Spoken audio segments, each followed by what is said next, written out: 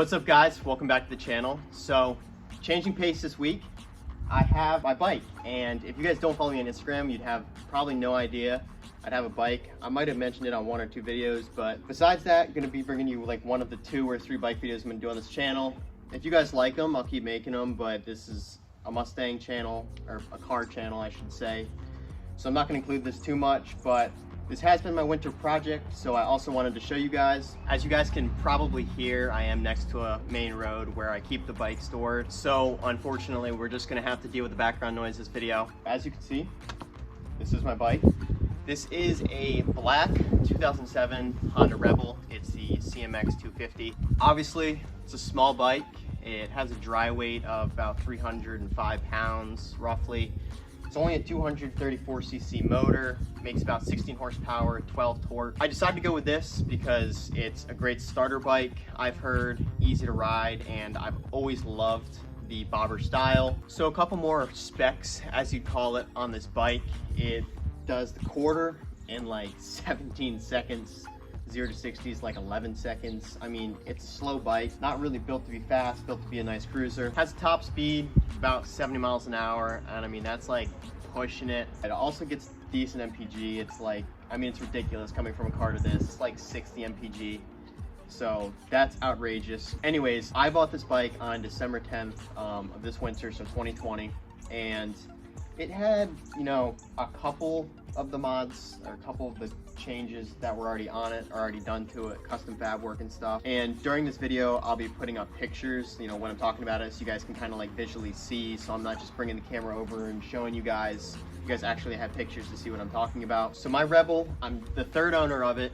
One guy, he bought it back in 07, took his time, built the bike. So this is a blue collar bobber conversion kit that is on the bike. And I also, just so you know, don't know anything about bikes really. This is all stuff that I've kind of learned or had to pick up or realize what was on the bike when I already owned it. But anyways, I am the 3rd owner. 2nd owner built the bike, sent it to SRK Cycles here in PA. I was looking for a bike since probably October-ish, but I really didn't know what I wanted because I didn't really know bikes. But I came across this one, small motor, had the bobber kit done, looking like a nice size, light bike, and I mean, it seemed like the perfect beginner bike. The bike itself is in relatively good shape, only has 2,900 miles on it. A little bit of rust spots, that's kind of like what I noticed, a little bit of corrosive spots. That's all things that I tried to take care of when I did my quote-unquote winter build. So as you can tell, and as I said, this is a bobber. So when I got the bike, it already had the bobber conversion on it, and that is going to be the rear blue collar bobber fender and the reinforcement straps. And then those reinforcement straps I actually got powder coated. Besides that, this also has a blue collar bobber exhaust kit on it. They're just both the 2 kits that you can find on the website when you go look up the 250 kits. Gave it a great sound. It doesn't require carb jetting, surprisingly, but it definitely wakes up the bike sound. That was also on the bike when I got it. This bike also had a matching teardrop turn signal set. I couldn't find the company or any part numbers, so I looked on eBay, and I'm pretty sure they're just from eBay. They were super cheap, like $8 for 2. I definitely think they look a hell lot better than the stock ones do, you know, those big ass rectangular ones. Along with that, it also has an 11-inch black leather solo bobber seat without the springs. And I really didn't know how ride quality was gonna be without the springs, but it actually doesn't hurt my back that much, and I'm going to probably assume that's because of the adjustable suspension in the rear. So this is actually just Honda's black version of the adjustable rear suspension that they have for this bike, and seriously, I can't stress enough, it's actually a decent ride. Doesn't really hurt my back. I also have the Amazika taillight housing kit with, like, you know, metal slits in the taillight, and I think it looks really good. It's a super aggressive taillight cover, and I also have the vertical license plate mounting kit with that. With all those mods said and done, I mean, the bike looked good, but when I kind of like really took a look at it, it definitely needed some work. Need a little bit of love in certain areas, and by no means am I like fully done with the build, but for now on, I'm going to consider myself at a stopping point, I should say. So as I said, December 10th, I go buy this bike, Mount Joy, bring it home, and I don't really know what I'm going to do with it. At that point, I seriously don't know anything about bikes. I barely even know what I bought, but I know I wanted the bike, and I knew, and I've heard this is a decent starter bike. I start off the disassembly of the bike on December 13th. I start by taking off the full exhaust, and I mean, that was relatively easy. You just have your rear brackets and then the exhaust manifold you got to dismount there. That was pretty straightforward. So I got that off, and then I actually took the mufflers off separately from the pipe, and I sent them over to Andrew at LP Wheels again. He did a nice gloss powder coat on them, gloss black powder coat, and not only were they in rough shape, but the black finish just matches the bike that much better in my opinion. 2 days later, I start taking off lights, so turn signals, tail light housing, take those off. I remove the seat, and then the actual rear wiring harness, I just kind of like untangle that, kind of see what I'm working with, because they were just really thrown in there. And you could also see the wires from the bottom of the seat when I bought the bike, and for some reason it was triggering me seeing rainbow colors from the back of the bike.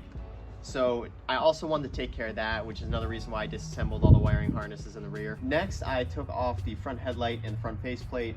While I was doing that, I actually took the turn signal lenses and the taillight lenses and gave them a tint with just the Rust-Oleum tint. So those events were probably the first 2 weeks that I owned the bike, and then that brings us to December 22nd.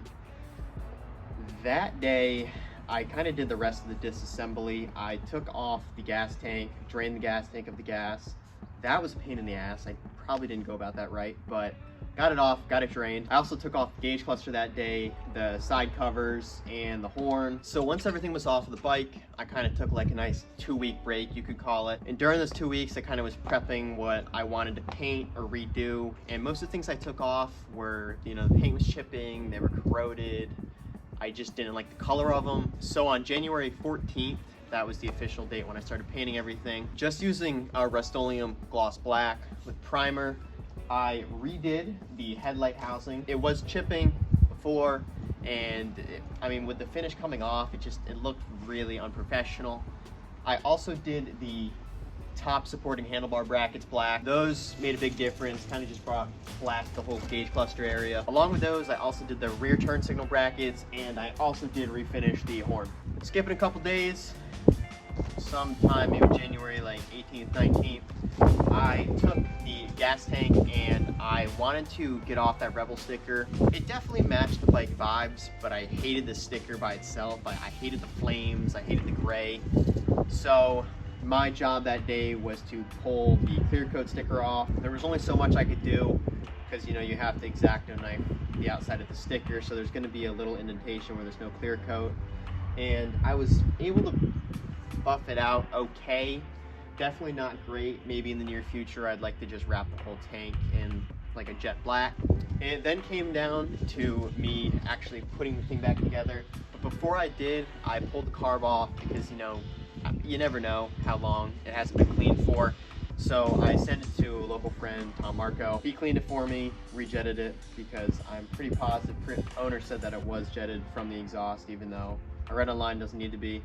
So I just had him clean it, because I don't know what I'm personally doing at all. Put the carb back in, that went smoothly. And then on January 27th, I decided to do the full reassembly then. So, you know, I put the carb back in, put all the pieces on. I had all the pieces laid out on my living room floor, and then brought them up here, put them on the bike. It was a super satisfying day just watching the whole bike come back together in like the matter of like 2-3 hours.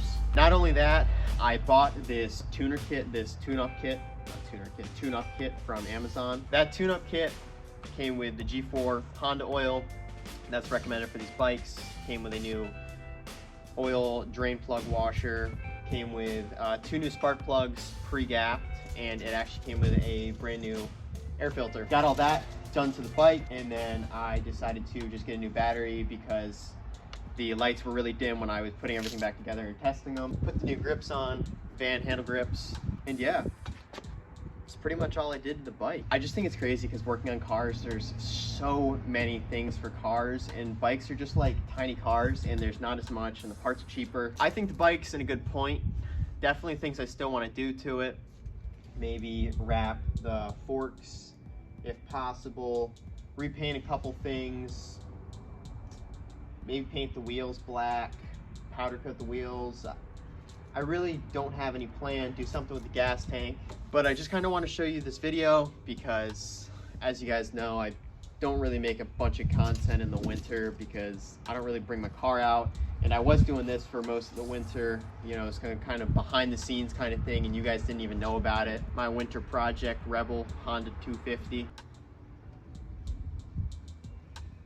Yeah, so I hope you guys enjoyed the video. Definitely a change of pace from the car content that I normally bring you guys. But this is also a vehicle that I own, and minus the Mustang, the other vehicle that I put most of my time into. So I just wanted to show you guys. Like I said, I won't make this like a big staple of the channel at all, but I have it. So if you guys like it, want to see more videos, just let me know.